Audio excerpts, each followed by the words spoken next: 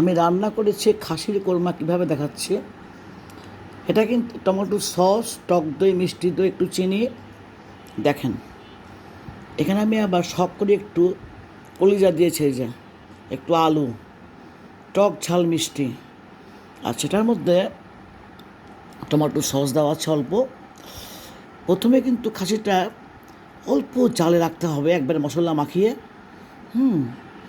দেখি আমি 2 ঘন্টা পরে মাংসটা লাগছে আমার কাছে সাবা সাবা কেমন যেন। পরে আমি ওই মশলাটা শুকিয়ে গেলে তখন আমি কষা নিলাম। তবে চর্বি দিবেন নামানোর আগে, চর্বি আগে দেবেন না, চর্বি তো খাওয়া ভালো না।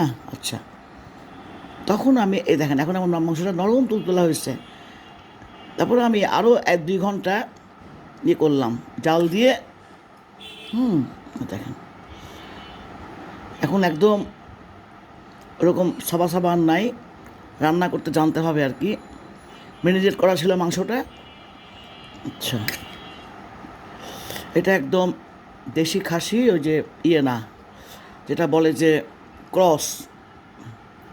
মাংসটা কি সুন্দর তুলতুলা তুলতুলা, সাবা সাবা না, ক্রস। আমি যখন খাসি কিনতে গেলাম বাজারে, বলে যে ক্রস ও হাইব্রিড, সে মাংস খেতে ভিতরে লাল জঘন্য টেস্ট নাই। দেখেন তো, আমি অল্প অল্প জালে সিদ্ধ হয়ে কাবাবের মতো সিদ্ধ, কাবাব টাইপের সিদ্ধ হয়ে গেছে। খেতে কি মজা হবে, একটু কলিজা, একটু আলু। এখানে কিন্তু আমার নিজের কোনো প্যাকেট মশলা দিন, একটু দিয়েছি বিরিয়ানি মশলা।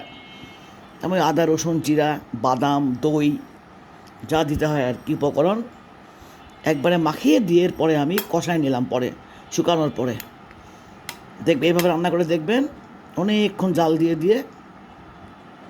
একটু কলিজা তেমন অন্যভাবে খায়, আমি কলিজা দিয়েছি। যদি মাংসের মধ্যে একটু কলিজার একটু টেস্ট লাগে অন্যরকম, মাংস খেতে খেতে পোলাওয়ার সাথে খুবই খেতে ভালো লাগবে। এটা কাঁচামরিচ দেওয়া আছে, নরম তুলতুলা। ওই তো যে কোনো খাসি, যে দেশি খাসি একটু বুড়া হয়, বয়স্ক হয়, চিনি টিনি দিয়ে মাখিয়ে নিতে, অল্প চিনি দিয়ে ম্যারিনেট করে অল্প অল্প জালে অনেকক্ষণ করলে একদম মাংসটা মোলায়েম হয়ে যাবে। কোরমা কোরমা এটা করেছি, কোনো হলুদ না। ঠিক আছে।